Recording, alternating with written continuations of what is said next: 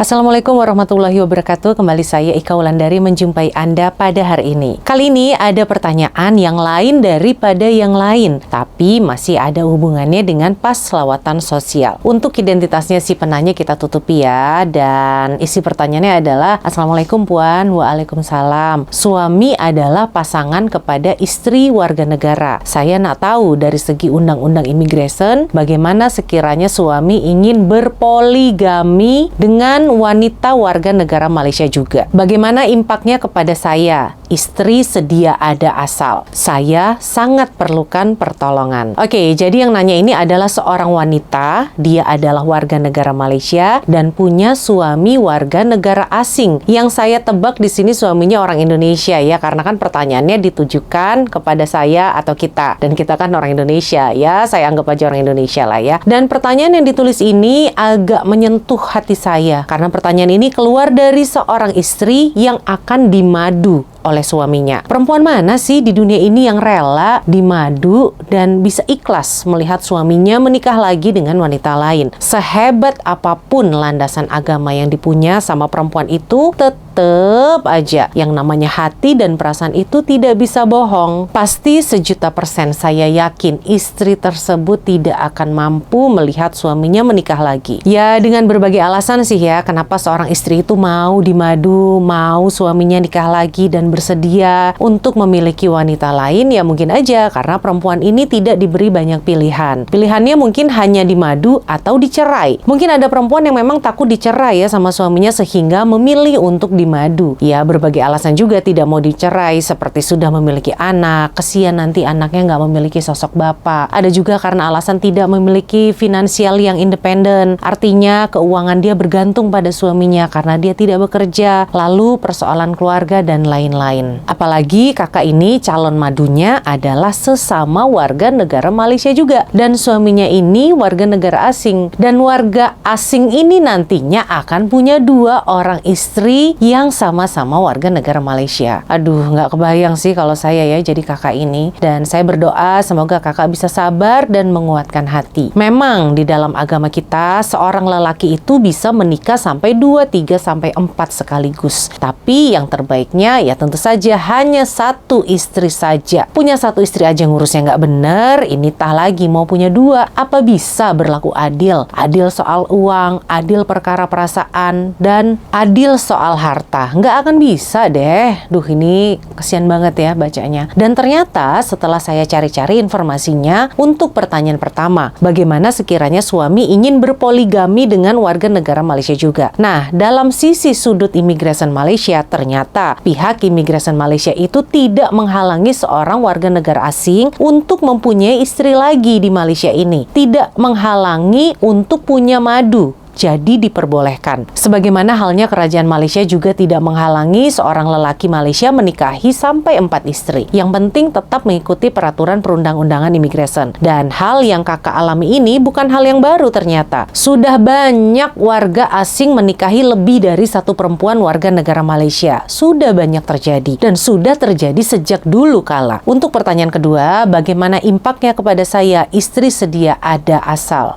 Ya tidak ada impaknya apa-apa, tidak ada pengaruhnya dalam hal keimigrasian karena kakak juga tetap istri sahnya. Jika suaminya yang warga negara asing ini menikah secara resmi sesuai prosedur, mendaftarkan pernikahannya ke jabatan agama dan juga ke imigrasi, ia akan diterima juga oleh jabatan tersebut dan nama istri keduanya pun akan dituliskan di dalam visa pas lawatan sosial milik suaminya tersebut. Duh, ini pasti sedih banget ya dengarnya. Saya sangat bisa memahami seperti apa hancurnya hati kakak ini, dan apapun itu memang jawabannya nggak mengenakan ya, karena ternyata tuh nggak ada pengaruhnya dan ternyata bisa gitu walaupun dia warga negara asing. Ya semoga aja kakak bisa melalui situasi ini dengan tenang dan tabah. Oke? Baik, sekian saya Ika Wulandari undur diri. Wassalamualaikum warahmatullahi wabarakatuh.